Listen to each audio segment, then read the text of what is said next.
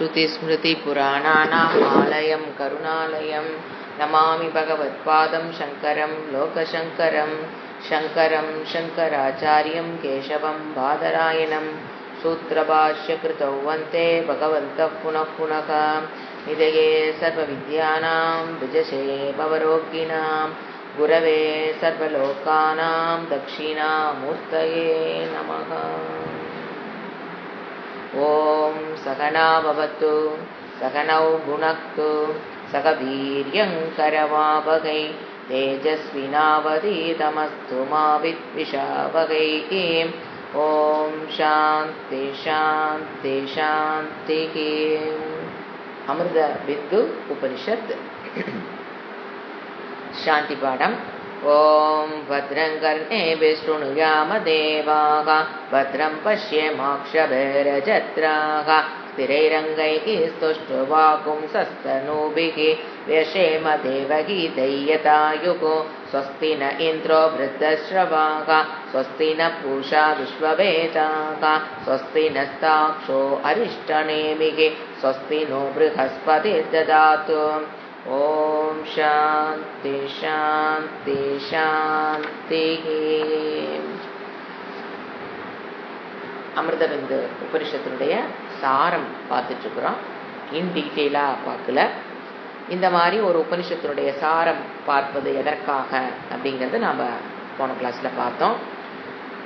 இப்போ நம்ம ஒரு உபனிஷத்தை ஆரம்பித்து இப்போ கட்ட உபனிஷத் அந்த மாதிரி உபனிஷத்துக்கள் ஆரம்பித்து அது முடியறதுக்கு உங்களுக்கு 50 வகுப்புகள் 50-60 வகுப்புகள் ஆகுது. அப்படிங்கும்போது நாம் ஒரு கருத்தை பதிவு பண்ணியிருப்போம்.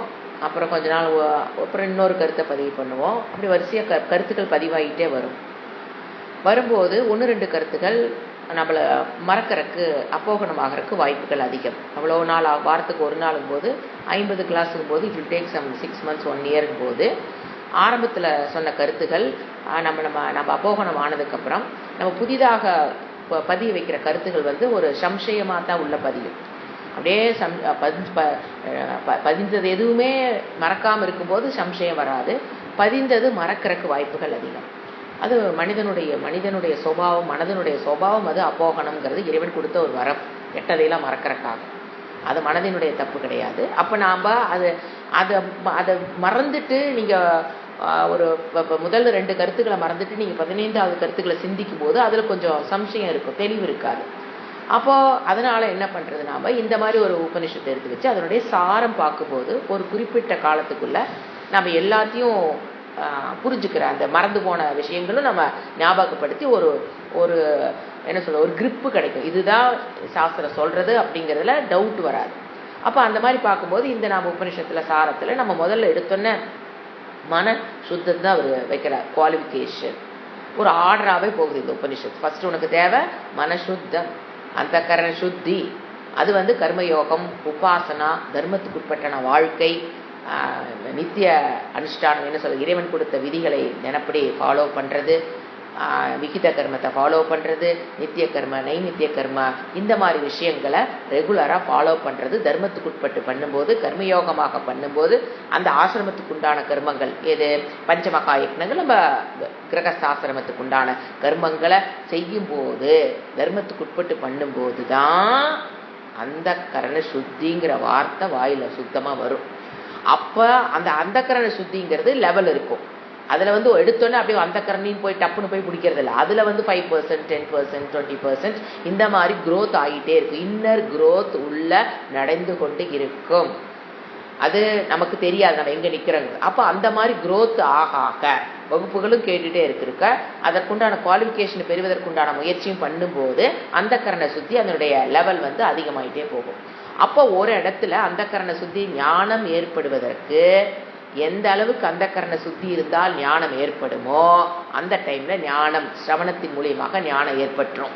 No doubt in that. அந்த கரண சுத்தி போதுமான அளவு இருந்தால் அதாவது ஞானம் ஏற்படுவதற்கு எவ்வளவு % அந்த கரண சுத்தி இருக்கணுமோ அது வந்தோடனே ஞானம் ஏற்பட்டுரும். அதில் ஒன்றும் பிரச்சனை கிடையாது. ஞானம் ஏற்பட்டதற்கு பிறகு நம்மளுடைய இதுக்கு முந்தின பல ஜென்மங்கள் இந்த ஜென்மத்தில் விபரீதமான ஒரு எண்ணத்தை நம்ம போட்டு பதிவு பண்ணி வச்சிருக்கிறதுனால நம்ம அந்த ஞானம்ங்கிறது என்ன, அகம் ஆத்மா, நான் அந்த 3 சரீரத்தையும் கடந்தவள்ங்கிறது ஞானம் வச்சுக்கோங்க. இப்போ அந்த 3 சரீரத்தை கடந்தவள்ங்கிற ஞானம் அடைஞ்சிருவோம். ஆனால் இதுக்கு முன்னால பல ஜென்மங்களாக இந்த ஜென்மத்திலே பல வருடங்களாக நாம் இந்த சரீரம்ங்கிற மனதில் நினைச்சு அந்த பதிவு ஆழமாக மனதில் பதிஞ்சிருக்கும். அது என்ன பண்ணும், புதிதாக அந்த மனம் அந்த பழைய விபரீத ஞானம் பேருக்கு பேர் ஆப்போசிட் ஞானம், அந்த விபரீத ஞானத்துல மனம் மூழ்கி இருந்ததுனால பல ஜென்மங்களாக பல வருடங்களாக அதுல மூழ்கி இருந்ததுனால மனம் அதுல மூழ்கி இருக்கிறதுனால அதனால டக்குன்னு என்ன பண்ண முடியாது, புத்தி சொல்றத அடாப்ட் பண்ணி மனம் அந்த பலத்தை இழந்திருக்கும். புதிதாக நீங்க கொடுக்கிற ஞானத்தை ஏற்றுக்கொள்றதுக்கு மனம் பலம் இழந்து இருக்கும். பிகாஸ் ப்ரீ ஆக்குபைட் வித் விபரீத ஞானம், ப்ரீ ஆக்குபைட் வித் நான் இந்த சரீரங்கிற எண்ண பதிவுகளால் மனம் பலகீனமாகி இருக்கும். அந்த பலகீனமான மனதில் ஒரு விஷயத்தை போடும்போது அதனால ஹோல்டு பண்ண முடியாது. அப்போ என்ன பண்ணு, நழுவிடும். அப்போ திரும்பி நமக்கு நல்லா புரிஞ்சமா இருக்கும். யாராவது ஒருத்தர் ஒரு வார்த்தை சொல்லும்போது டக்குன்னு பிரச்சனை சூழ்நிலைகள் வரும்போது டக்குன்னு நான் டவுன் ஆயிடுறேன் அப்படின்னா அது இயற்கை. ஒண்ணுமே போராடாம இருந்தீங்க இத்தனை நாள், இப்ப போராடிட்டு இருக்கீங்க, அவ்வளவுதான். எதை பெற்ற ஞானத்தில் நிற்பதற்கு போராடி கொண்டிருக்கிறோம். இது இன்னெவிட்டபிள் ப்ராசஸ் இந்த கெட்டிங் மோக்ஷா, தவிர்க்க முடியாதது. ஃபார் ஆல் மத்தியம அதிகாரிஸ், உத்தம அதிகாரிகள் நம்ம பேசவே கூடாது, அது வெரி ரேர் பர்சன்ஸ், அவங்க மாதிரி நம்ம கம்பேர் பண்ணிக்கூடாது. எல்லாருமே மத்தியம அதிகாரி. மத்தியம அதிகாரிக்கு இது ஒரு பெரிய ப்ராப்ளம். அப்ப அதுக்கு தான் என்ன சொல்லுது, நிதித்தியாசனம், திருப்பி திருப்பி புனகா திருப்பி திருப்பி கேட்கும். அதான் ஒரு உபனிஷத்துல இருக்கிறதாங்க எல்லா உபனிஷத்தும் சொல்லுது. சும்மா எதுக்குங்க அத்தனை உபனிஷத்து படிச்சுக்கிட்டு, ஒன்று படிச்சுட்டா போதும், என்ன நாம வேற ஏதாவது தமிழ் பாடல்கள் படிச்சுட்டு இருக்கலான்னு சொல்றதையும் நம்ம கேட்கிறோம்.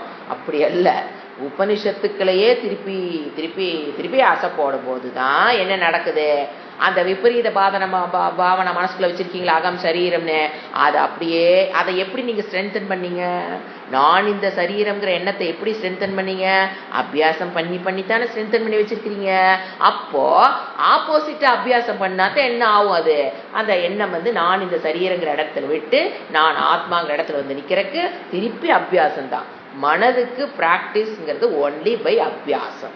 அங்கே இன்டெலிஜென்ஸ் எல்லாம் ஒன்றும் கிடையாது. எதை நீங்கள் திருப்பி திருப்பி சிந்திக்கிறீங்களோ அதை மனசு பிடிச்சி வச்சுக்கோம். இத்தனை வருஷமா பிடிச்சி வச்சதை கொஞ்ச நாளைக்கு நம்ம ஆப்போசிட்டாக போடும்போது அப்போ you must give enough time for your mind, very subtle thing. எடுத்தோம் புடைச்சோம் உடச்சோங்கிறதெல்லாம் வேலைக்கு ஆகாது மனதில். You have to give enough time. Enough time ஞானத்தை பெற்றுட்டு நான் இனிமேல் நான் மெடிடேஷன் பண்ணிட்டு உட்காந்துக்கிறேங்க, அதுவும் வேலைக்கு ஆகாது. எந்த ப்ராசஸ்ல நீங்க அந்த ஞானத்தை பெற்றீங்களோ அந்த ப்ராசஸ் போயிட்டே இருக்கணும். ஏன்னா சில பேர் ஞானத்தை பெற்றாச்சு, அவ்வளவுதானே நாங்கள் போய் மெடிடேஷன் பண்ணி உட்காந்து நாங்க அதை பிடிச்சிக்கிறோம்னா அதுவும் நடைபெறாது. ஏன்னா திருப்பி திருப்பி அந்த எந்த விஷயத்தை நீங்க ஞானத்தை எந்த உபனிஷத்தின் மூலியமாக நீங்க ஞானத்தை பெற்றீங்களோ அந்த உபனிஷத்துக்களை அதை சார்ந்த கிரந்தங்கள், பகவத்கீதா, எது வேணாலும் அதை திருப்பி திருப்பி கேப் இல்லாம கேட்கணும். அதுக்கடுத்து பெரிய விஷயம் நிறைய பேர் தப்பு பண்றது, ஒரு 15 நாள் ஒரு சுவாமிஜி ஒரு கேம்ப் போடுறாங்கன்னா அதுக்கு மட்டும் போவாங்க. சில பேர் வருஷத்துக்கு 2 தடவை 3 தடவை போடுறாங்கன்னா போய் உட்காந்து கேட்டுட்டு வர்றது. இது வருஷத்துக்கு 3 கேம்ப், ஒரு 10 நாள், வருஷத்துல ஒரு 30 நாள். அது கேட்காததுக்கு சமம். அதுல எந்த விதமான மாற்றத்தையும் நீங்க ஏதோ சில விஷயங்கள் உள்ள போயிருக்கு, நியூஸ் ரீடிங், பேப்பர் ரீடிங் மாதிரி ஏதோ சில விஷயங்கள் உள்ள போயிருக்கு, வாயத்திறந்தா நல்லா பேசுவாங்க.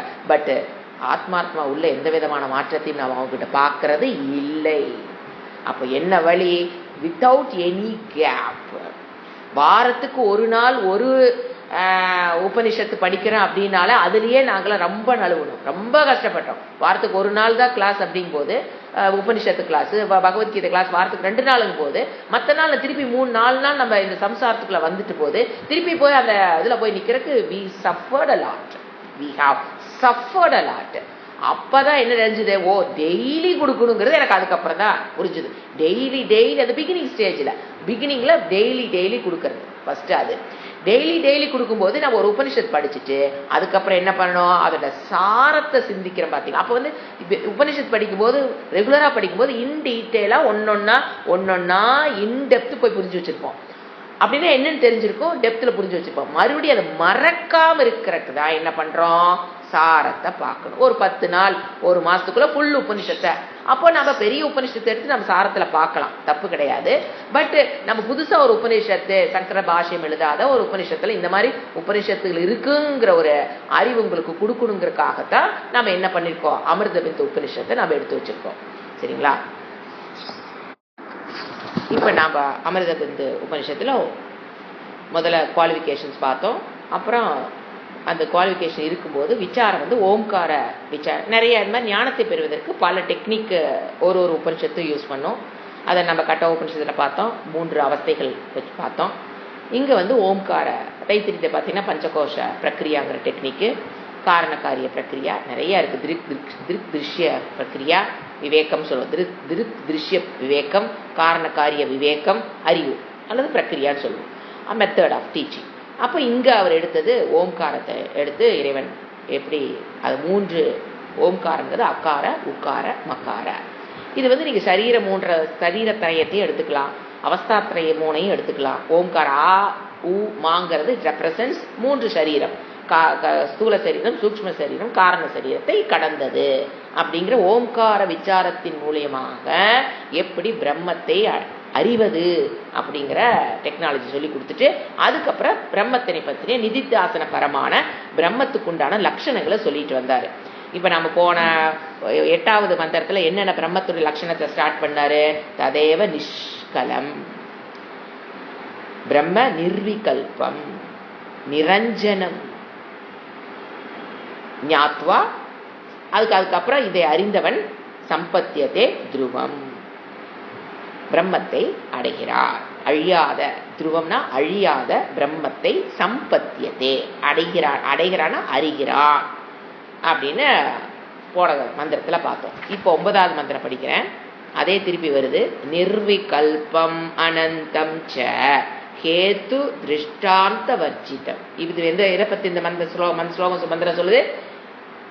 பிரம்ம லக்ஷன் அப்ரமேயம் அநாதிம் ச யஜ்ஞாத்வா முச்யதே புதஹ.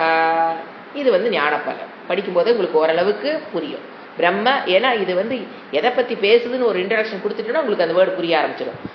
அதாவது பிரம்ம லக்ஷணம் நிறைய தடவை நிறைய உபனிஷத்து நம்ம பார்த்துருக்கோம். திருப்பி நாம ரீகலெக்ட் பண்றப்பால் நிதித்தியாசனம். நிர்விகல்பம் ஃபர்ஸ்ட் வேர்டு நிர்விகல்பம், அனந்தம் ச ஹேத்து, அடுத்தது திருஷ்டாந்தம் 2 ரகிதம். ஹேத்து ரகிதம் திருஷ்டாந்த ரகிதம்ங்கிறத 2க்கு அப்ளை பண்ணிக்கணும். ஹேத்து ரகிதம் வர்ஜிதம், வர்ஜித்தம்னா ரகிதம் இல்லைன்னு அர்த்தம். எது இல்லை, ஹேத்து வர்ஜிதம் திருஷ்டாந்த வர்ஜிதம்.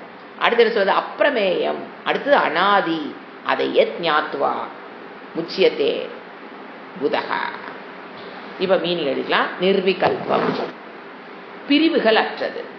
பிரம்மத்தில் என்ன கிடையாது, பிரம்மங்கிறது என்னுடைய சொரூபம், என்னுடைய சொரூபத்தில் பிரிவுகள் கிடையாது. இப்ப என்னுடைய சரீரத்தில் எத்தனை இருக்குது பிரிவுகள், கண்ணு, காது, மூக்கு, வாயு, ஆற்று, லங்ஸு, எத்தனையோ பிரிவுகள், 1 2 இல்லை. எலும்பு எடுத்தாவே 108 150 11 எலும்புகள் இருக்குன்னு ஒன்னொன்னா கண்டுபிடிச்சிட்டே போயிட்டே இருக்காங்க. எத்தனை எலும்பு இருக்குது, பிரிவுகள், பார்ட்ஸ். ஆனா என்னுடைய சொரூபத்தில் பார்ட்ஸ் கிடையாது. பார்ட்ஸ் கிடையாதுங்கிறது எப்படிங்க ஒரு புரிஞ்சுக்கிறத கொண்டு வரது அப்படின்னா, நீங்க விதையை எடுத்துக்கலாம். அடிக்கடி விதையினோட பார்த்தீங்கன்னா ஒயிட் கலராக தான் இருக்கும்.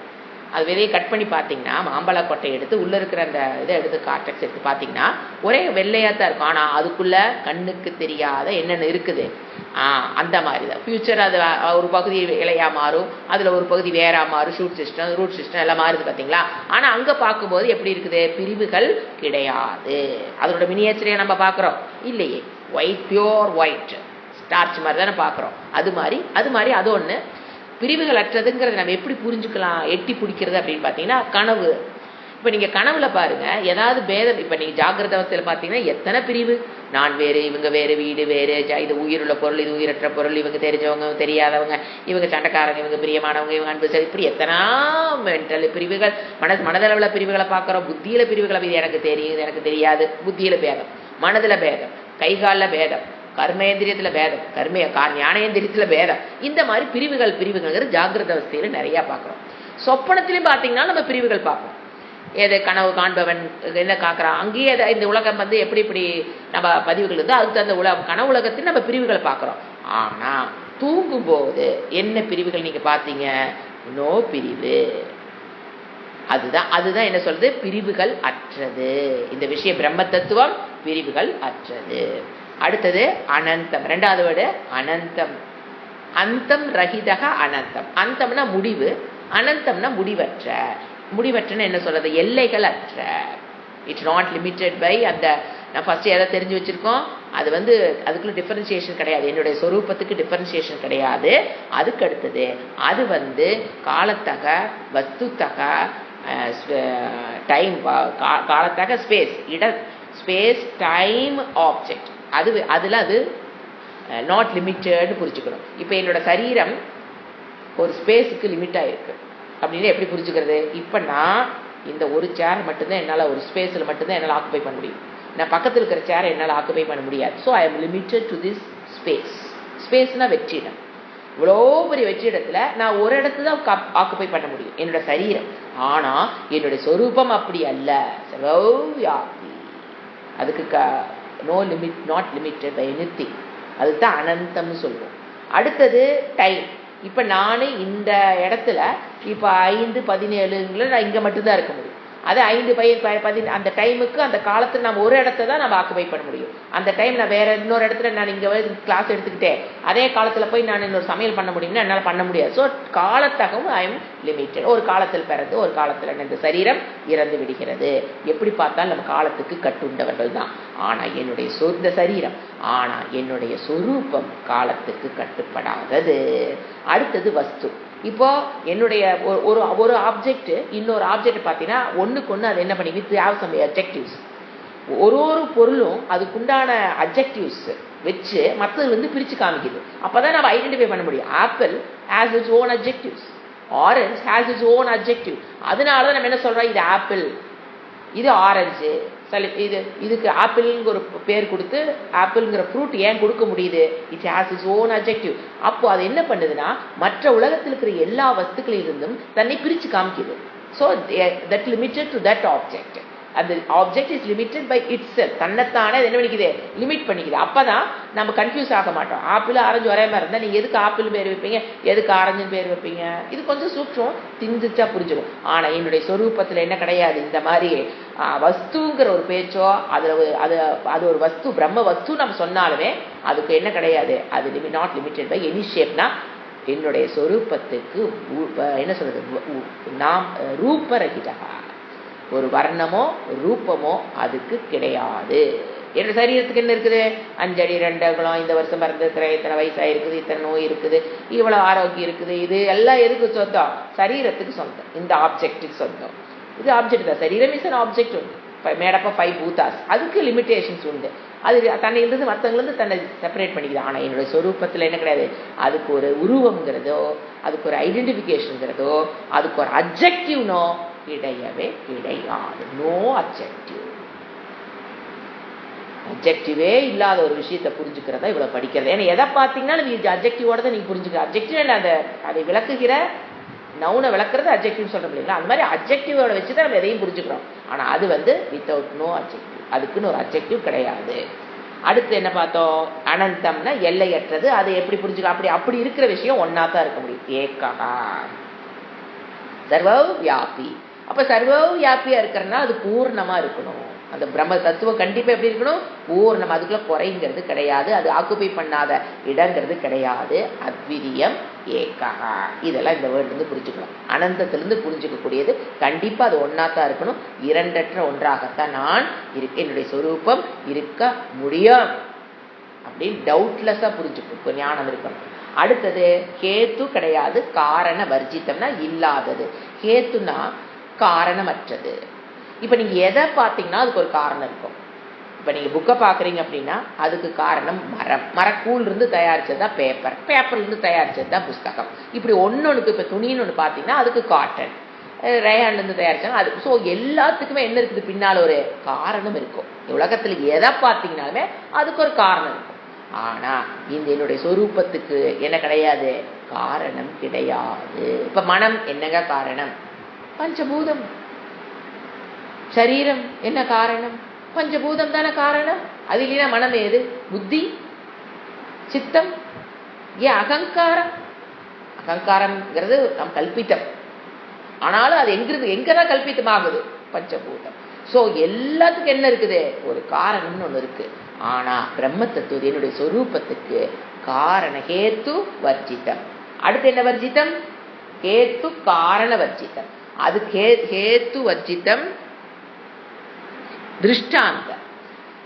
திருஷ்டாந்த வர்ஜித்தம்னா சரி, அதை எக்ஸ்பிளைன் பண்ணலாம். அப்படின்னா இப்போ நாம குழந்தைகளுக்கு ஒன்று புரியல, பைசன் எப்படிப்பா இருக்கும் அப்படின்னா என்ன சொல்லுவோம்? இங்கே பாரு, வீட்டில் ஒரு எருமை காமிச்சு, இது பாரு இந்த எருமை பார்த்தியா, இதை விட அது கொஞ்சம் சைஸ் பெருசாக அப்படி ஜெய்ஜாண்டிக்காக இருந்தது, அது வாழ்விடமெல்லாம் வேற, அதை என்ன டேம் பண்ண முடியாது, இதை நம்ம டேம் பண்ணி கைத்தில் போட்டு கட்டி பால் கறக்கிற மாதிரி அதில் இல்லை எதுவும் பண்ண முடியாது, வித் சம் எக்ஸ்ட்ரா ஸ்ட்ரென்த் அப்படிங்கும்போது உதாரணம் கொடுத்து அந்த பைசனை நம்ம புரிய வச்சிடறோம் குழந்தைக்கு.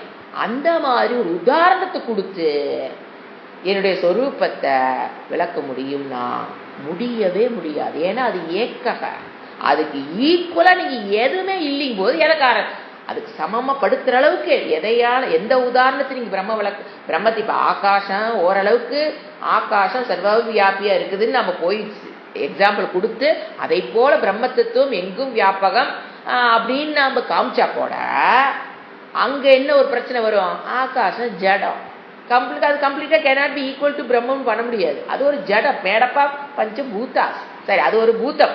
ஸோ அது ஜடம், அது ஒரு காலத்துல பிறந்திருக்கு, அது ஒரு காலத்துக்கு இல்லாம போகுது. So we cannot give exact example for பிரம்ம தத்துவம். திருஷ்டாந்த வர்ஜிதம், ஹேத்து வர்ஜிதம். ரெண்டாவது திருஷ்டாந்த வர்ஜிதம். வர்ஜிதம்னா ரஹிதம், இல்ல காட்ட முடியாது. அடுத்து ரெண்டாவது லைனு அப்பிரமேயம். Beautiful word. பிரமேயம்னா என்ன? பிரமாணம்னா என்ன?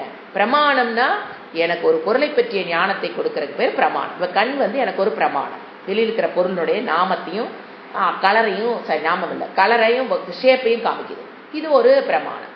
காது இப்போ நான் பேசிட்டு இருக்கிறது உங்க நீங்க புரிஞ்சுக்கிறீங்கன்னா you are using the instrument ear to listen. அப்புறம் வாய், பேசுறதுக்கு நான் வாய் யூஸ் பண்ணிட்டு இருக்கேன். இந்த மாதிரி இதுக்கு பேரு பிரமாணம், ஞானத்தை கொடுக்கக்கூடிய கருவி. இப்ப நாக்கு டேஸ்ட், என்ன டேஸ்ட்னு கொடுக்குது. இந்த மாதிரி ஞானத்தை கொடுக்கக்கூடிய கருவிகளுக்கு பேர் பிரமாணம். இப்போ பிரம்மனை பற்றி எனக்கு ஒரு அறிவு வேணும்னு வந்துட்டோம். அதுக்கு நமக்கு என்ன வேணும்? பிரமாணம் வேணும். எந்த அறிவு ஏற்படனா நமக்கு என்ன வேணும்? ஒரு ஞானம் ஏற்படனா பிரமாணம் வேணும். அப்ப பிரம்மத்துக்கு ஏதாவது பிரமாணம் இருக்கான்னு என்ன சொல்லுது? நாம் என்ன புரிஞ்சு வச்சிருக்கோம்? சாஸ்திரமேவ பிரமாணம். ஞானத்துக்கு சாஸ்திரமேவ பிரமாணம். ஆனா இங்க என்ன போட்டிருக்குது? அப்பிரமாணம்.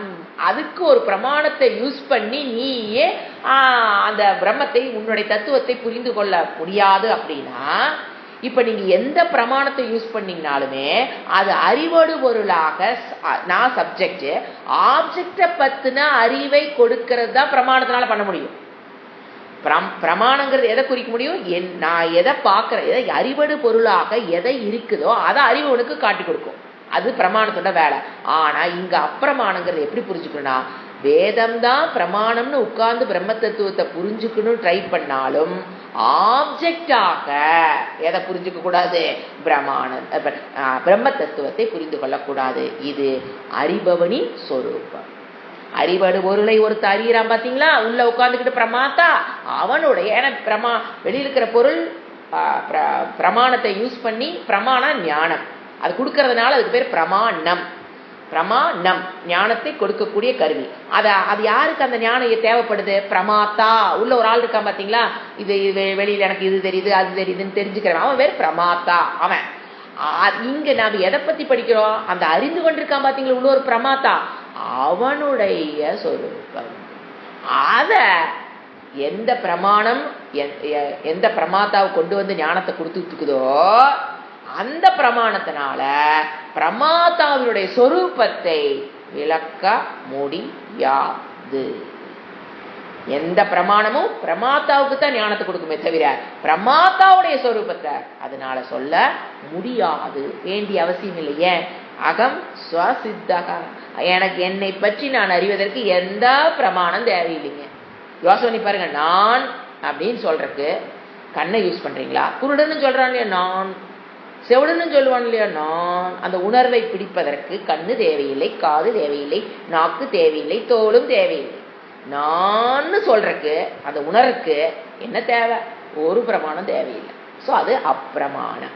ஆனா வேதம் பிரமாணம் சொல்றமே எதுக்குன்னா, அறிவடு பொருளாக இல்லாமல் அறிபவனின் சொரூபமாக அது என்ன பண்ணுது? அஞ்ஞானத்தை விளக்குவதுதான் சாஸ்திரத்தோட வேலையை தவிர என்னை பற்றிய அறிவை சாஸ்திரம் கொடுக்க வேண்டிய அவசியம் இல்லை. எனக்குதான் நான் நல்லா தெரியுமே, அது ஏன் சாஸ்திரம் சொல்லணும்? தேவையே இல்லை. அது ஸ்வசித்தக. நான்கிறது யாரு எந்த பிரமாணம் இல்லாம எனக்கு தானாகவே என்ன தெரியும்? நான்கிற உணர்வு எனக்கு இருக்கு. அப்ப சாஸ்திரம் எதுக்கு பிரமாணம்னு சொல்றோம் அப்படின்னா, அஞ்ஞானத்தை விளக்கும். அவ்வளவுதான் அதனோட வேலை. அது அஞ்ஞானத்தை விளக்குமே தவிர என்னை பற்றிய புதிதாக ஒரு ஞானத்தை சாஸ்திரம் கொடுக்க வேண்டிய அவசியம் இல்லையே. அது ஆல்ரெடி சித்தம். சித்த வஸ்து ஆத்மா, சித்த வஸ்து பிரம்ம. ஆத்மா ஏவ பிரம்ம, பிரம்ம ஏவ ஆத்மா. சித்த வஸ்து ஆல்ரெடி. சித்த வஸ்துக்கு என்ன தேவையில்லை? பிரமாணம் தேவை இல்லை, இல்லவே இல்லை. அடுத்து என்ன சொல்றது? அப்பிரமேயம் அனாதி. அனாதின தொடக்கம். ஆதி அனாதி என்ன விட ஆதி ரகிதக அனாதி. அதுக்கு தொடக்கம்ங்கிறது கிடையாது. இந்த ஏன்னா தொடக்கம்னா அது பிறப்புன்னு அர்த்தம். எதெல்லாம் பிறந்ததோ அதுக்கு என்ன இருக்கும்? உறுப்புகள் இருக்கும். உறுப்புகள் இருந்தாவே தேய்மானாவும், தேய்மானம் ஆனாவே அது ஒரு நாள் காணாம போயிரும், அழிவுக்கு உட்பற்றும். இதுக்கு பிறப்புங்கிறது கிடையாது. எங்கப்ப நான் பிறந்த மாதிரி தோணுது? சரீரத்துக்கு பிறப்பு உண்டு. பர்த்டே செலிப்ரேஷன், இறந்து போனதுக்கு அப்புறம் டெத் டே வச்சிருவாங்க. இது இறந்த நாள், இது பிறந்த நாளெல்லாம் சரீரத்துக்கு தர தவிர என்னுடைய சொரூபத்துக்கு அல்ல. அடுத்தது இதை அறிந்ததில் எதுக்கு இவ்வளோ கஷ்டப்பட்டு கிளாஸ்ல உட்காந்து அந்த கரண சுத்தியை பெரு, தவம் இரு, அதை பண்ணு, இதை பண்ணுனா ஞாத்துவா. இந்த ஞாத்துவானா இதை அறிந்த பிறகு முச்சியதே புதக. அந்த ஞானி புதகன அந்த இடத்துல ஞானி விடுதலை அடைகிறான். எதிலிருந்து? சம்சார சக்கரத்திலிருந்து, மன துக்கத்திலிருந்து விடுபடுகிறான். ஆனந்த பிராப்தி அவன் அடைகிறான். அப்படின்னா எந்த கஷ்டம் எனக்கு வராதா? அப்படி இல்லை. In spite of any situation he can have a happy life. அப்படி புரிஞ்சுக்கணும். கஷ்டமே வராதா? கஷ்டம் வரும். அந்த சூழ்நிலை he can have a happy life. அடுத்தது 10. இது பிரம்மா விளக்கும் போது நம்ம கொஞ்சம் டீட்டெயிலாக பார்க்க வேண்டியிருந்தது. அடுத்தது ந நிரோ எஸ் ந நிரோதோ ந சோத்பத்திஹி ந பத்தோ ந ச சாதக்கஹ ந முமுக்ஷுர் ந வை முக்தஹ இத்யேஷா பரமார்த்ததா. ந நிரோதக. அந்த பிரம்ம தத்துவத்தில் அதை எப்படி புரிஞ்சுக்கணும்னா, அங்க அழிவு என்பது இல்லை. நிரோதக ந நிரோதக. அந்த தத்துவத்துக்கு அழிவு இல்லை. ச உற்பத்தி, படைப்பு என்பதும் அது ஒரு நாளும் படைக்கப்படவில்லை. பத்தக, ஆல்வேஸ் அது லிபரேட்டட்.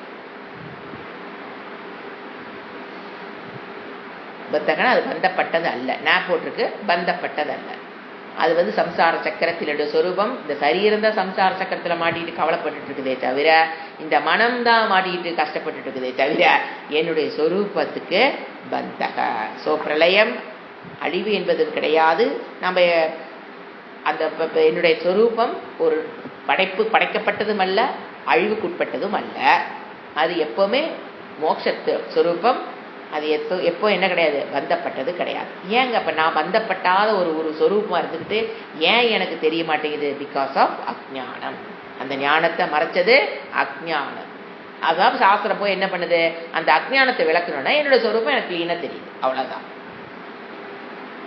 ந சாதக்கக. அந்த பிரம்ம தத்துவம் ஒரு சாதக்கன் கிடையாது. அந்த பிரம்ம தத்துவம் ஒரு முமுக்ஷுவும் கிடையாது. அந்த பிரம்ம தத்துவம் முக்தனும் கிடையாது. அந்த பிரம்ம தத்துவங்கிற நிலையில போய் பார்த்தீங்கன்னா அது என்னைக்கு சாதகனாவும் இருந்ததில்லை. அந்த நிலை, அந்த பிரம்ம தத்துவம் என்னைக்கும் முமுக்ஷுவாவும் இருந்ததில்லை. அந்த பிரம்ம தத்துவம் முக்தனாக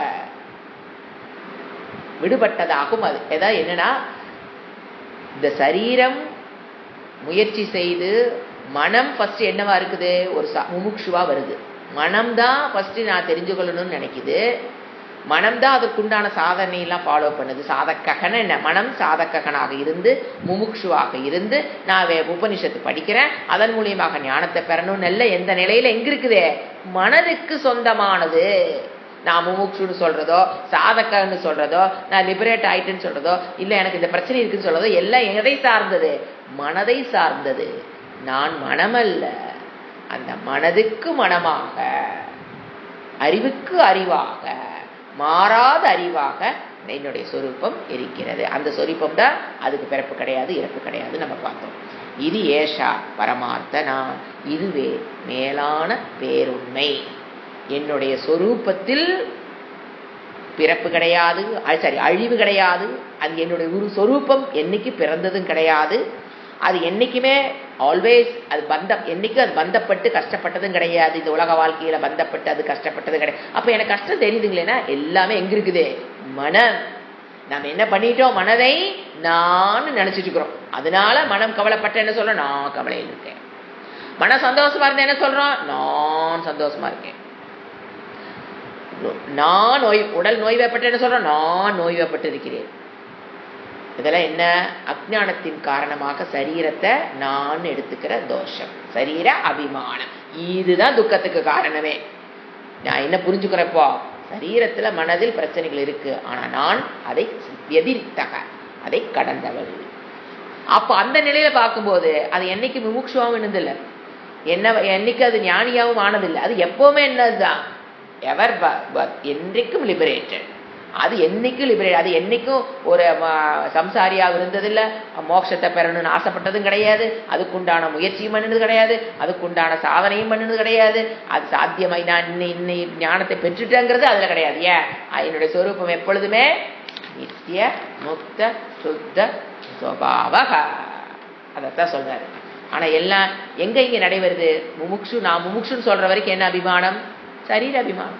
நான் சாதக நீ சொன்னீங்கன்னா என்ன அபிமானம், சரீர மன அபிமானம் எடுத்துக்கலாம். சரீரத்துல மன அபிமானம் சரீர அபிமானம் தாங்க. புத்தி மேல விஞ்ஞானமய கோஷம் என்னதான், சரீர அபிமானம் தானே. என் புத்திக்கு இது தெரியுது, சரீர அபிமானம். என் புத்திக்கு இது தெரியல, சரீர அபிமானம். என்னால பிரம்ம தத்துவத்தை புரிஞ்சுக்க முடியுது, சரீர அபிமானம். என்னால பிரம்மத்தை புரிஞ்சுக்க முடியுது, சரீர அபிமானம். விஞ்ஞானமய கோஷத்துல இருக்கிறோம். அப்ப என்னங்க புரிஞ்சுக்க, அகம் பிரம்மம், அவ்வளவுதான். எப்ப நான் புரிஞ்சுக்கிட்டேன் அப்படின்னா, புரிஞ்சுக்க புத்தியில புரியுது நீ எனக்கு பிரம்ம தத்துவத்தை புரிஞ்சுக்க முடியுது நீங்க சொன்னீங்கன்னா, இன்னொரு 8 பாஸ், இன்னும் கொஞ்சம் கிராஸ் ஆகணும்னு அர்த்தம். ஏன் எங்க கொஞ்சம் சொல்லிட்டு இருக்கீங்க, புத்தி அபிமானம். இந்த புத்தி புரிஞ்சுக்கிச்சு, அதனால என்ன சொல்ற, நான் புரிஞ்சுக்கிட்டேன். ஆனா பிரம்மத்தை புரிந்தவன் என்ன சொல்லுவாரு, அகம் பிரம்ம, எவர் எவர் அகம் பிரம்ம. அதுதான் ஞானத்தினுடைய நிஷ்டா. அடுத்தது 10, 11. ஏக ஏவாத்மா மந்தவ்யஹ ஜாக்ரத் ஸ்வப்ன சுஷுப்திஷு ஸ்தானத்ரய வ்யதீதஸ்ய புனர்ஜன்ம ந வித்யதே. புனர்ஜன்ம ந வித்யதேங்கிறது பிரம்ம ஞானத்தினுடைய பலன்.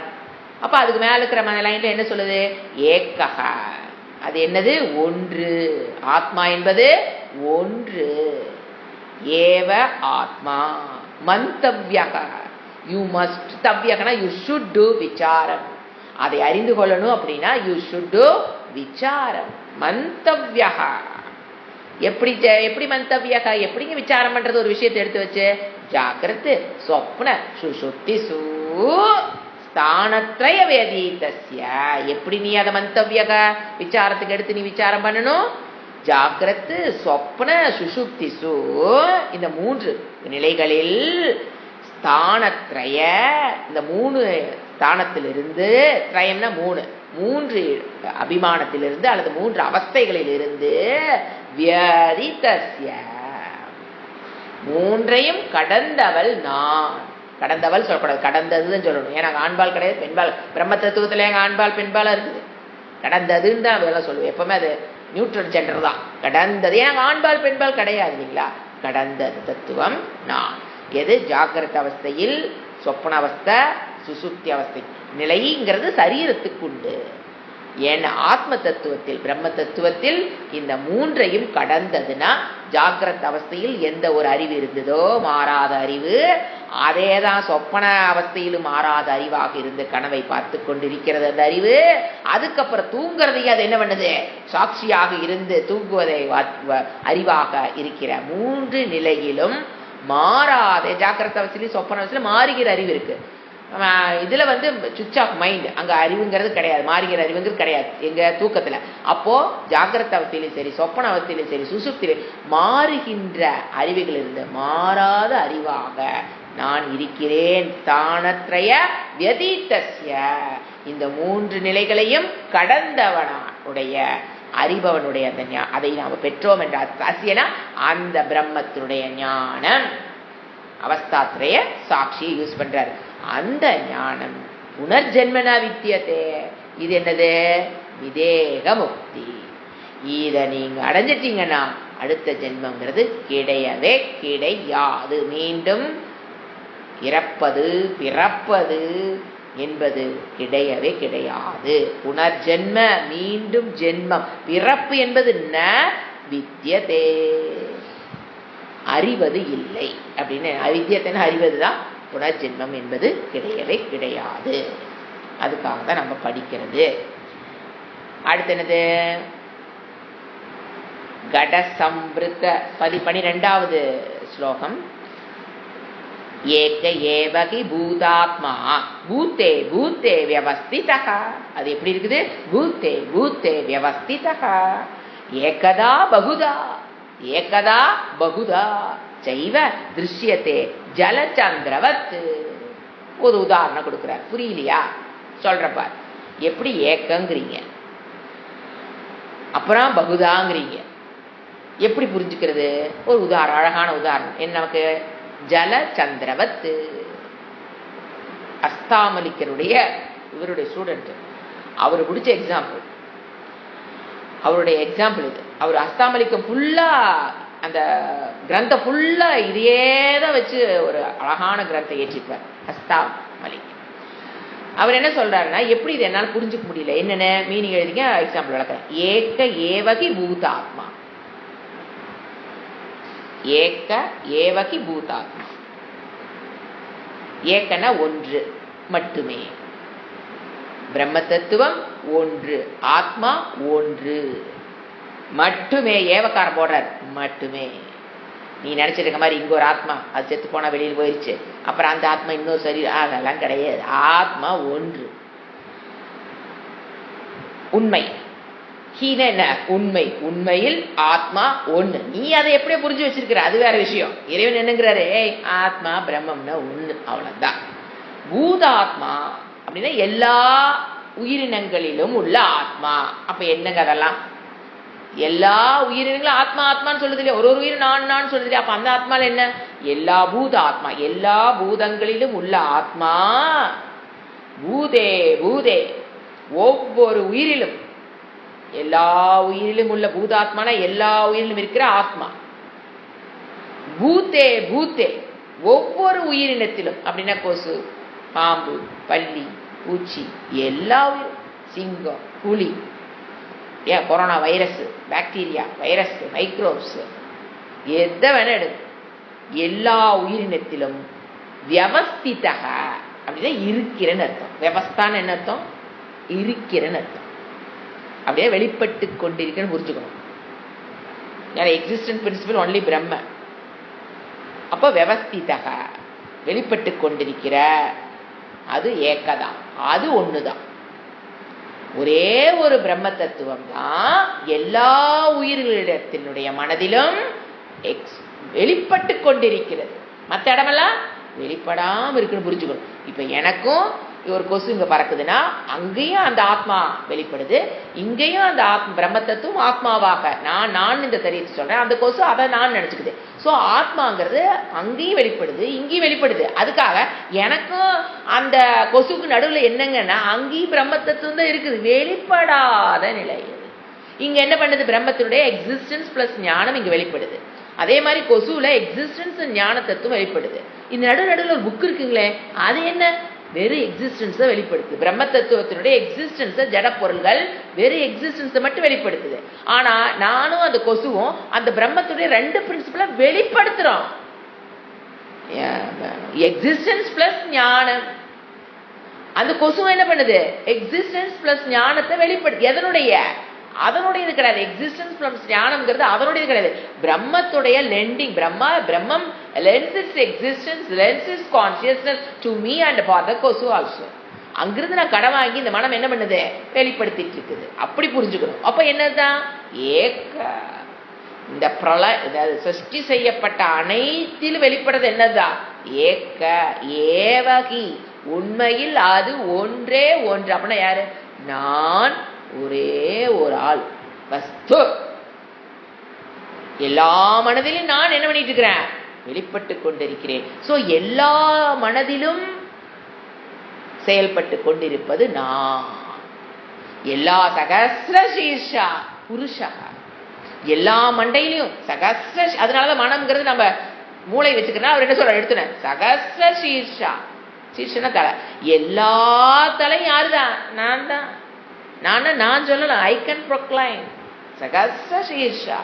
சகஸ்ராட்ச சகஸ்ரபாத்து. பாதம் சகஸ்ரபாதம். எத்தனை தலை இருக்கு? தலையாது ஒண்ணு. கால் எத்தனை இருக்குது? 2.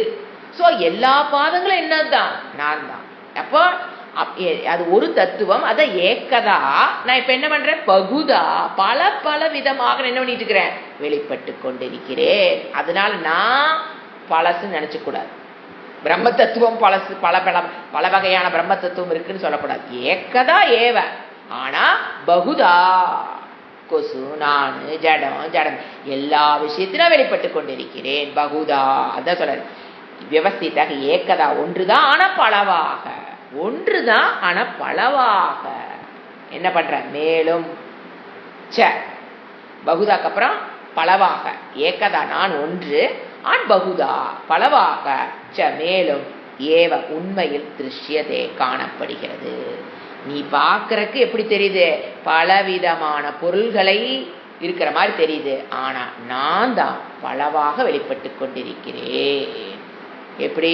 உபாதான காரணத்துவா இங்கிருப்பது அனைத்தும் இறைவனை தவிர்த்து, பிரம்ம தத்துவத்தை தவிர்த்து வேறு அல்ல. ஜலச்சந்திரவத்து ஒரு உதாரணம். சூப்பரானதான் சொன்ன. அஸ்தமலிக்கு இது என்ன? ஜலச்சந்திரவத்து. நாங்க இப்ப 10 குடம் தண்ணி பிடிச்சி வைக்கிறீங்க. ஒரு 12 மணி வெயில். எட்டி பாக்குறீங்க. 10 சூரியன் தெரியும். உண்மையில் 10 சூரியனா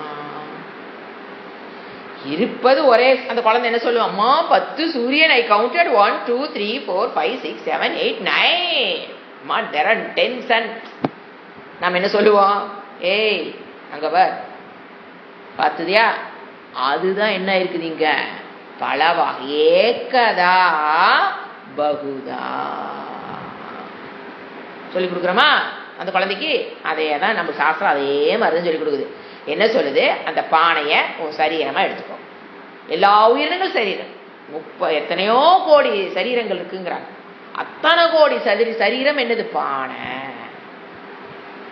அந்த பானைக்குள்ள ஒரு தண்ணி, அது மனம், சூக்ஷ்மம். பானைங்கிறது ஸ்தூல சரீரம். அதுக்குள்ள இருக்கிற தண்ணிங்கிறது சூக்ஷ்ம சரீரம். அந்த சூக்ஷ்ம சரீரம் எத்தனை? 1 2? பானை கூட உலகத்துல எண்ணிடலாங்க. ஒரு பெரிய ப்ராஜெக்ட் போட்டா உலகத்துல எத்தனை பானை எண்ணிடலாம். ஏதோ பெரிய ப்ராஜெக்ட் போட்டு உங்க ஊர்ல எவ்வளவு பானை, உங்க ஊர்ல எவ்வளவு பானை ஒரு 2 வருஷத்துக்குள்ள எண்ணிடலாம்.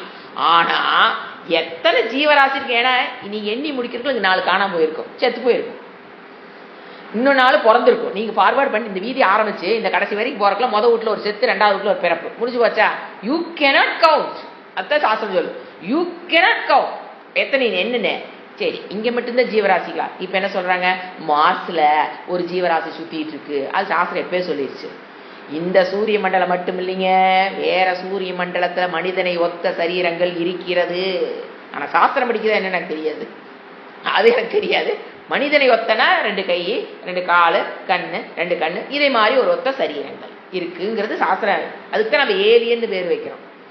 இருக்கிறாங்க, இல்லைன்னு நம்ம சொல்ல முடியாது. இருக்கலாம், இருக்கிறாங்கன்னு சொல்லுது, நம்ம ஏற்றுக்கிறோம், அவ்வளோதான். அது போய் நமக்கு எனக்கு அதை கண்டுபிடிச்சிட்டு இருக்கிறது நமக்கு வேலை. இங்கே வந்து 4-5 மாதமாய் குயவனை வேண்டி பெற்று வந்து ஒரு தோண்டி போட்டு அதை நம்ம ஏலியனை கண்டுபிடிக்கிறக்காக வாங்கிட்டு வந்தோம்.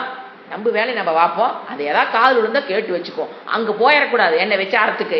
நிறைய பேர் சிருஷ்டி எப்படியாச்சு, சிருஷ்டி எதாச்சு, அது சிருஷ்டிங்கிறது மித்தியா, அதுக்கெல்லாம் அவ்வளோ இம்பார்ட்டன்ட் கொடுக்க. 4-5 மாதமாய் குயவனை வேண்டி மித்தியாவுக்கு தெரிஞ்சுக்கிறக்காக நம்ம பறக்க வந்தோம். இறைவன்ட்டு அதுக்கு அந்த சரியத்தை வாங்கிட்டு வந்தோம். முதல்ல நம்ம வேலையை முடிப்போம், அப்புறம் அதெல்லாம் பசங்க படிக்க உட்காந்து என்ன சொல்ல, முதல்ல படி, அப்புறம் அதை பேசிக்கலாம். ஏன் எது அவசியம், முதல்ல படி. அது அப்பதான் உட்காந்து கிளாஸ் நாயம் அந்த நாயம் எல்லாம் ஆரம்பிக்கும். என்ன சொல்றோம், முதல்ல முடிச்சிரு அப்புறம் பேசலாம். அந்த மாதிரிதான் இது. முதல்ல எதுக்காக சரீரை வாங்கிட்டு வந்தோமோ அதுக்கே அந்த இந்த பிறப்பு பத்த மாட்டேங்குது. ஆண்டுகள் இந்த ஒரு தத்துவத்தை புரிஞ்சுக்கிறக்கே நமக்கு 100 ஆண்டுகள் தேவைப்படுறதுனாலதான் இறைவன் 100 ஆண்டு கொடுத்து வச்சிருக்காரு. இதுல வேற எதுக்காகலாம் அங்க போகக்கூடாது. புரிஞ்சுக்க, அந்த திங்கிங்க தேவையில்லை. ஏதாவது 2 விஷயம் வந்து விழுந்தது கண்டுபிடிச்சாங்கன்னா ஓகே அவ்வளவுதான், அதுக்கு இம்பார்ட்டன்ட் கொடுக்கணும். கண்டுபிடிச்சிட்டியா, சரி அவ்வளவுதான் ஆச்சுங்களா. அந்த மாதிரி எத்தனையோ ஜீவராசிகள், யூ கேனாட் கவுண்ட். நான் தான் சொன்ன பாருங்க, யூ கேனாட் கவுண்ட். அத்தனை ஜீவராசிகள் பகுதா. அந்த மாதிரி பானைங்கிறது எத்தனை என்ன முடியாது. அத்தனை சரீரம். அப்ப அத்தனைக்குள்ளே என்ன இருக்கும், உயிருள்ள சரீரம். அந்த அத்தனைக்கு என்ன இருக்கு, தண்ணி இருக்க மாதிரி அத்தனை சூக்ஷ்ம சரீரம் இருக்குமா. அந்த எல்லா சூக்ஷ்ம சரீரத்திலும் எது வெளிப்பட்டு இருக்குது, எப்படி ஒரே சூரியன் எல்லா பானையிலும் வெளிப்படுற மாதிரி அந்த பிரம்ம தத்துவம் என்ன ஆயிட்டு இருக்கு, எல்லா சூக்ஷ்ம மனதிலும் வெளிப்படுது, வந்து ஆட்சி செய்யுது. அவ்வளவுதான். வெளிப்படுதுன்னு என்ன அர்த்தம், அது வந்து கீழே வந்து சரீரத்தில் உட்கார்ந்துக்கிறது இல்லை. அது reflection. It is not original. நீங்க பானையில பாக்குறது இட் இஸ் நாட் ஒரிஜினல் சூரியன். நான் அந்த பானை என்ன சொல்லிக்குது, அந்த எந்த நம்ம நிலைமை எப்படி தெரியுங்களா, அந்த தண்ணிக்குள்ள இருக்கிற சூரியன் என்ன சொல்லிக்குது, இதுதான் நான் அப்படின்னு அந்த சூரியன் சொல்லிக்குது.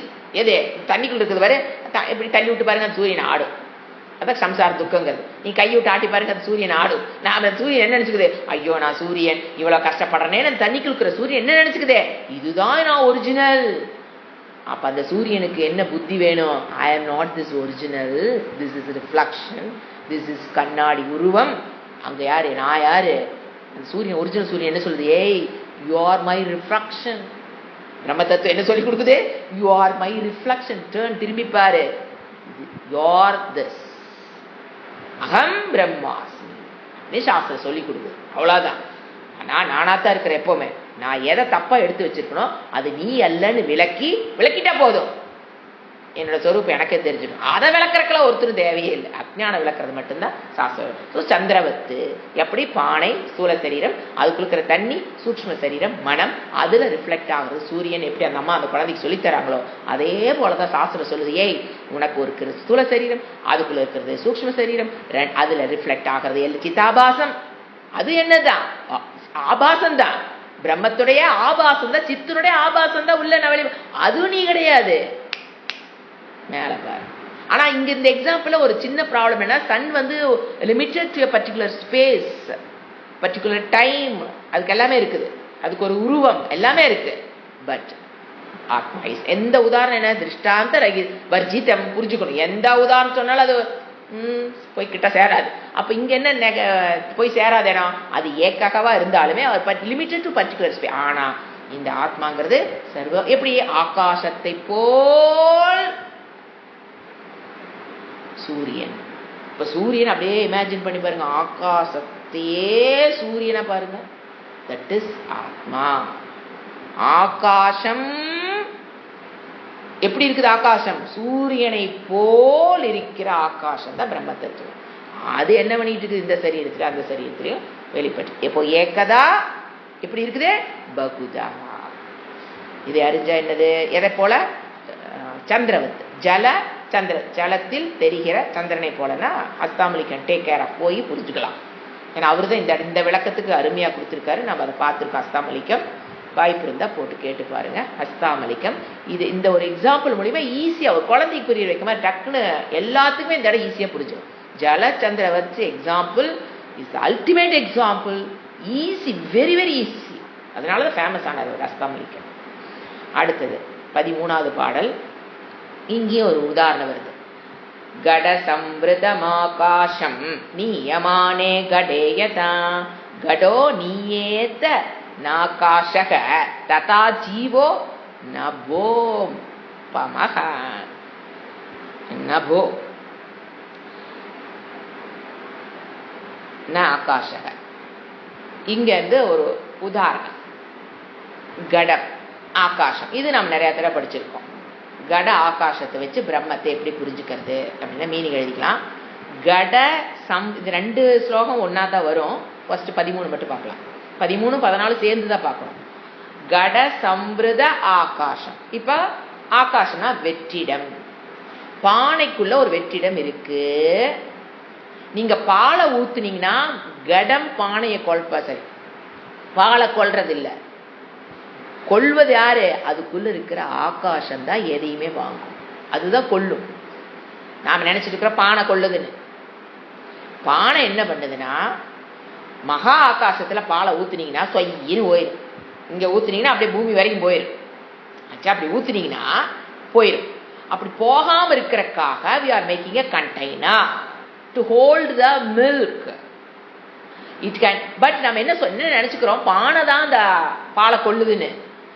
பானை அந்த மகா ஆகாசத்தை ஒரு கட ஆகாசமா மாத்திர மாதிரி, பெரிய ஆகாசத்தை ஒரு சின்ன ஆகாசமா மாத்திர மாதிரி உபாதி, தன்னுடைய லிமிட்டேஷனை ஆகாசத்துக்கு கொடுக்குற மாதிரி கொடுத்து அந்த ஆகாசத்தை என்ன பண்ணுது, ஒரு சின்ன அளவா மாத்தி காமிக்குது. அப்ப நம்ம அந்த ஆகாசத்துக்குள்ள ஊத்தி, அப்பதான் நாளைக்கு பெறை ஊத்தி வச்சா நாளைக்கு தயிர் எடுத்து தள்ள முடியும். நீங்க இப்படியே ஆகாசத்துல பாலை ஊத்தி அப்படியே பெறை ஊத்தி யூ கேனாட் லிவ்.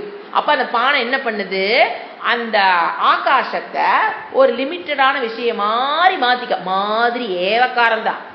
அதெல்லாம் ஒண்ணும் பிரிக்க முடியாது. அந்த பெரிய ஆகாசத்தை சின்ன சின்ன 10 பானை இருந்து என்ன பண்ணுது, 10 என்ன பண்ணுது, அந்த பெரிய ஆகாசத்தை சின்ன சின்ன ஆகாசமா மாத்தி வச்சுக்குது. எதுக்கு? அதுக்குள்ள கொல்றதுக்காகத்தான். ஒரு யூசேஜ். களிமண் மாட்டுக்கு அங்கே கிடக்குது, பால் பாட்டுக்கு இங்கே கிடக்குது, எப்படிங்க பால் ஊத்துறது? ஸோ என்ன பண்றோம், நம்ம அதை வச்சு ஒரு கொள்ளளவு கொள்ளளவு 1 லிட்டர் 6 லிட்டர், அதெல்லாம் யாருக்கு தான் சொந்தம்? ஆகாசத்துக்கு சொந்தம். 1 லிட்டர் கொள்ளளவு நீங்க சொன்னீங்கன்னா நாட் டு தட் பாட். அந்த ஆகாசம் அங்க அவ்வளவு பெரிய 1 லிட்டர் கொள்ற அளவுக்கு ஆகாசம், 6 லிட்டர் கொள்ற அளவுக்கு ஆகாசம், 1/4 லிட்டர் கொள்ற அளவுக்கு, 100 மில்லி கொள்ற அளவுக்கு ஒரு ஆகாசம். நம்ம பாக்கிறோமா இல்லையா? 50 மில்லி கொள்ற அளவுக்கு ஒரு ஆகாசம். இப்படி என்ன ஆகுது, ஆகாசத்துல பிரிவுகளை பண்ற மாதிரி இருக்குது. இப்ப நீங்க ஒரு பானைய, இப்ப இது பார்த்துட்டோமா, இப்போ ஒரு பானைய இங்கிருந்து இங்க நிறுத்துறீங்க, ஆகாசம் நெகிருதா? இதுக்கு முன்னால் நமக்கு ஒரு திங்கிங் இருக்கணும். அந்த பானை இருக்கிறக்கே, பானைக்கு வெளியில யாருதான் இருக்கா? ஆகாசம் தான் இருக்குது. அந்த பானையே எதுக்குள்ளதான் உட்கார்ந்துருக்குது? ஆகாசம். இப்ப பானையை எதுக்குள்ள இப்ப யாரு பானைக்கு இருப்பிட கொடுக்கறது? ஆகாசம். சோ நம்ம நினைக்கிறோம் கடத்துக்குள்ள இருக்கிற ஆகாசம் வேற, வெளியில் இருக்கிற ஆகாசம் வேறன்னு நாம நினைக்கிறோம். ஆனா சாஸ்திரம் என்ன சொல்லுது, இப்போ ஒரு குடத்தை நீ இங்கிருந்து இங்க நெகுத்துற, நெகுத்தும் போது திங்க் பண்ணு, தாட் ஆஃப் தி டேவை எடுத்துக்கங்க. ஒரு கடம்னா குடம், கடத்தை இங்கிருந்து இங்க நெகுத்துறீங்க. அப்போ கடத்துக்குள்ள இருக்கிற ஆகாசம் நெகிருதா? கட நெகிருதா? கடத்துக்குள்ள இருக்கிற ஆகாசம் நெகிருதா? உண்மையில கட ஆகாசம் இஸ் இட் டிஃபரண்ட் ஃப்ரம் மட ஆகாசம்? மடம்னா இந்த room. Is it different from மட ஆகாஷா? அந்த கடத்துக்குள்ள இருக்கிற ஆகாசம் இஸ் இட் டிஃபர் ஃப்ரம் மகா ஓபன் மகா ஆகாஷா? சோ இந்த மட akasha is not separate from மகா ஆகாசம். எங்கும் வியாபித்திருக்கிறது ஒரே ஒரு ஆகாசம் தான், ஒரே ஒரு வெற்றிடம். ஆனா நாம 4 செவத்தை கட்டிட்டு என்ன சொல்றோம்? மட ஆகாசம். ஒரு பானை செஞ்சு வச்சுட்டு என்ன சொல்றோம்? கட ஆகாசம் சொல்லிட்டு இருக்கிறோம். அந்த ஆகாசத்தை வெற்றிடத்தை பிரிக்கிறோம். உண்மையில் ஆகாசம் பிரியுதா? கிடையவே கிடையாது. அதே போல கட ஆகாசம் சொன்னால் என்னது? அது நீ பானை இங்கிருந்து இங்க நிறுத்தினீங்கன்னா ஆகாசம் அங்க இங்கிருந்து இங்க போகுது. ஏங்க அப்படி ஏன் ஆகாசம் போகுதுன்னு ஏன் என்னால சொல்ல முடியல? ஆட அந்த பானை இருக்கிறதே ஆகாசத்துக்குள்ள, அது எப்படி போய் இங்கிருந்து இங்க ஆகாசத்தை தூக்கிட்டு போகும்? அகடா ஆகாசம் இங்கிருந்து இங்க நேக்கிறோம். புரிஞ்சுக்கலாம்? நல்லா சிந்திச்சு பாருங்க. இருக்கிற ஒரே அந்த பானை இருக்கிறதே ஆகாசத்துக்குள்ளதான். அப்போ அந்த ஆகாசம் என்ன ஆகுது? ஒரு இடத்துக்கு ஒரு இடத்துக்கு போறது கிடையாது. அதை போல ஆத்மா என்பது பிரம்ம தத்துவம் என்பது வெற்றிடத்தை போல, ஆகாசத்தை போல. இந்த சரீரம் என்பது பானை. அதுக்குள்ள இருக்கிற மனம் என்ன பண்ணுது? சரீரத்துக்குள்ள இருக்கிற மனம் என்ன பண்ணுது? அந்த எங்கும் வியாபித்திருக்கிற அந்த பிரம்ம தத்துவத்தை இந்த சரீரம் என்ன பண்ணுது? இங்க ஒரு ஆத்மான்னு பிரிக்குது, அங்க ஒரு ஆத்மான்னு பிரிக்குது, அங்க ஒரு ஆத்மான்னு பிரிக்குது. அது பிரிச்சதுனால, பானை பிரிச்சதுனால ஆகாசம் பிரிஞ்சு போச்சே என்ன? நல்ல யோசனை பாருங்க. பானை நான் சொல்லுது, ஏய் நான் பிரிச்சுட்டேன் ஆகாசம், ஏய் இருக்கிறது எனக்குள்ள, நீ வேற என்னை பிரிக்க முடியுமா? கேட்குமா இல்லையா? நீங்க ஆகாசம் வாயிருந்தா இந்த கடம் ஆகாசம் பேசிச்சுன்னு நினைச்சுக்கீங்களா? கற்பனை பண்ணி பாருங்க. பானை என்ன சொல்லுது? ஏய் உன்னை நான் பிரித்து கட ஆகாசமாக ஒரு பெயர் வச்சுட்டோமா இல்லையா? அதுக்கு ஒரு ரூபம் இருக்குதா இல்லையா? அந்த அந்த ஆகாசத்துக்கு அந்த பானை ஒரு ரூபம் கொடுக்குதா இல்லையா? நீங்க ஐஸ் கட்டி தண்ணி ஊற்றி வச்சுட்டு டிஃபரெண்ட் ஷேப்ல கழட்டி பாருங்க, டிஃபரெண்ட் ஷேப்ல ஐஸ் கட்டி வருதா இல்லையா? அப்ப அந்த உருவம் கொடுக்குதா இல்லையா? அந்த தயிருக்கு ஒரு உருவத்தை கொடுக்குதா இல்லையா? பாலுக்கு ஒரு உருவத்தை கொடுக்குதா இல்லையா? Is it given to you by அது நாம ரூபா அதெல்லாம் எதனால வந்தது? அதான் என்ன சொல்றது? அந்த பானையே எங்கதான் இருக்குது? ஆகாசத்துக்குள்ளதான் இருக்குது. ஸோ நெகிருது அப்படின்னா, இப்ப நான் நெகிறேன் அப்படின்னா ஆத்மா நெகிருது. நான் ஒரு இடத்துக்கு போறேன் அப்படின்னா, இப்ப நெரூர் போறேன் அப்படின்னா ஆத்மா நெரூருக்காங்க வருது. நாம நினைச்சுக்கிறோம் இந்த ஆத்மா அங்க போயிட்டு இருக்குது, நான் அங்க போறேன், நான் அங்கிருந்து வந்தேன், நான் சாண்ட் பண்ணேன், நான் பேசினேன். சரீரம் என்ன பண்ணிட்டு இருக்குது? நெகிருது. பானை நெகிருது இல்லைன்னு சொல்லல. பானை ஒரு இடத்துக்கு போச்சு. பானை இஸ் ஈக்குவல் டு என்னது? ஸ்தூல சரீரம், சூக்ஷ்ம சரீரம். அது என்ன பண்ணிட்டு இருக்குது?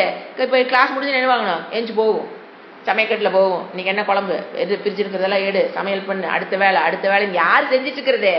பானை நெகிருது, நாட் ஆகாசம். அது ஒண்ணுதான். அதை போல புரிஞ்சுக்கும். எது? ஆத்மா ஏக்கக. அது என்ன சொல்றாரு? கட சம்பிருத்த ஆகாசம், பானை தனக்குள்ளே கொண்டுள்ள ஆகாசம். எழுதிக்க மீனிங். கட சம்பிருதம் ஆகாசம். கடம்னா பானைக்குள்ள ஒரு ஆகாசம் இருக்கா இல்லையா? அந்த மூளை அங்க போய் நின்னுதுன்னா ஈஸியா புரிஞ்சுடும்.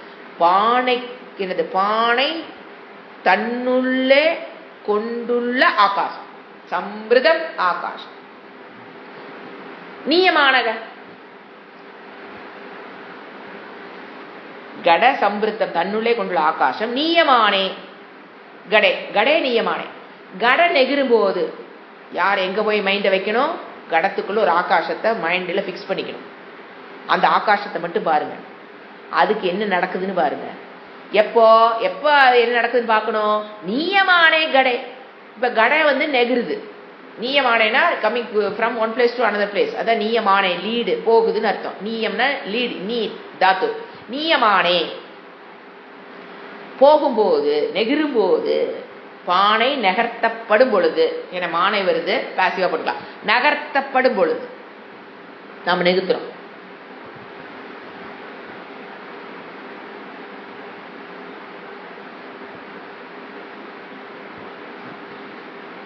எப்படியோ யதா.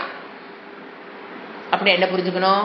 பானை நெகிழ்த்தப்படும் போது அதுக்குள்ள இருக்கிற ஆகாசம் என்பது நெகிழ்வது கிடையாது. அது ஒரு தனியான ஒரு ஆகாசத்தை உற்பத்தி பண்ணல. அது ஒரு இடத்துக்கு இன்னொரு இடத்துக்கும் போறது கிடையாது. கட ஆகாசமே என்னதான்? கல்பிதம். உண்மையில கட ஆகாசம் வார்த்தை என்னது? ஏக்கம் இருக்கிறது ஒரே ஆகாசம். நாம ஒரு கடத்தை செஞ்சு அதுக்குள்ள ஒரு பேர் வைப்போமே, அப்ப அதை சத்தியமே நினைச்சுக்கிறோம். நம்ம கட ஆகாசம் இஸ் டிஃபரெண்ட் ஃப்ரம் மட ஆகாசம் நாம் நினைச்சுக்கிறோம். இந்த வீடு ஆகாசம், அந்த ஆகாசம் இஸ் டிஃபரெண்ட் ஃப்ரம் ஆகாசம் நாம நினைச்சுக்கிறோம். ஆனா ஆகாசத்தை கேட்ட என்ன சொல்லு? ஐயம் ஏக்ககா, ஐயம் ஏக்ககா. அது அப்படிதான் சொல்லு. ஆகாசம் என்ன சொல்லும்? ஐயம் ஏக்ககா. நீ பேர் வச்சுக்குவ டிஃபரெண்ட் டிஃபரெண்டா, கொசு, மனிதன் அப்படி நீ பேர் வச்சுக்கோ. That doesn't matter. பட் ஐயம் ஏக்ககா. அதான் சொல்ல. நீயமானே கடை ஏதா. எப்படி? கடே நீயத்தே